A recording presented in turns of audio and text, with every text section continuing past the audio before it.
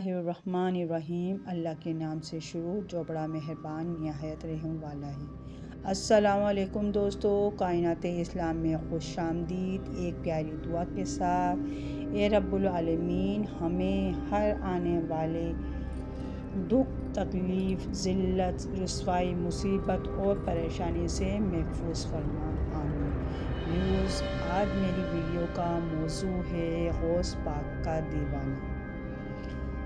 چلیں شروع کرتی ہوں۔ غوث پاک کا دیوانہ۔ سنگ مدینہ رفیع عنہا کے آبائی گاؤں گجرات الہند کا ایک واقعہ۔ کسی نے سنایا تھا کہ وہاں ایک غوث پاک کا دیوانہ رہا کرتا تھا جو کہ 11ویں شریف نہایت ہی اہتمام سے مناتا تھا۔ ایک خاص بات اس میں یہ بھی تھی کہ وہ سیدوں کی بے حد تعظیم کرتا۔ ننھے منھے سیدزادوں پر شفقت کا یہ حال تھا کہ انہیں اٹھائے پھرتا اور انہیں شیرنی وغیرہ خرید کر پیش کرتا۔ اس دیوانے کا انتقال ہو گیا۔ میت پر چادر ڈالی ہوئی تھی۔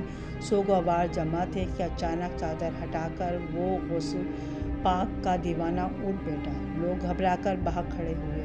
اس نے پکار کر کہا، ڈرو مت، سنو تو صحیح۔ لوگ جب قریب آئے تو کہنے لگا، بات دراصل یہ ہے کہ ابھی میرے 11ویں والے آقا، پیروں کے پیر، دستگیر، روشن ضمیر، قطب ربانی، محبوب سبحانی، غوث الصمدانی، قندیل نورانی، شہباز الامکانی، پیر پیراں، میر میراں، الشیخ ابو محمد عبد القادر جیلانی مقدس تشریف لائے تھے۔ انہوں نے مجھے ٹھوکر لگائی اور فرمایا، ہمارا مرید ہو کر بغیر توبہ کیے مر گیا، اٹھ اور توبہ کر لے۔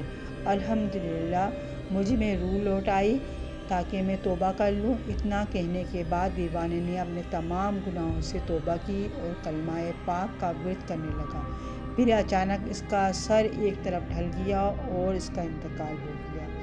رضا کا خاتمہ بالخیر ہوگا، رضا کا خاتمہ بالخیر ہوگا اگر رحمت تیری شامل ہے یا غوث۔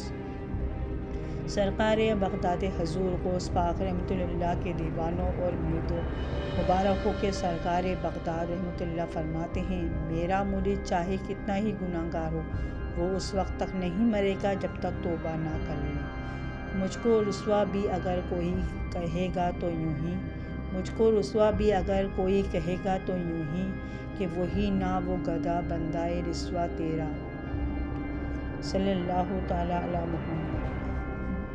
دل میری مٹھی میں۔ حضرت سیدنا عمر بزار رحمۃ اللہ علیہ فرماتے ہیں، ایک بار جمعۃ المبارک کے روح زمین حضور غوث الاعظم رحمۃ اللہ کے ساتھ جامع مسجد کی طرف جا رہا تھا۔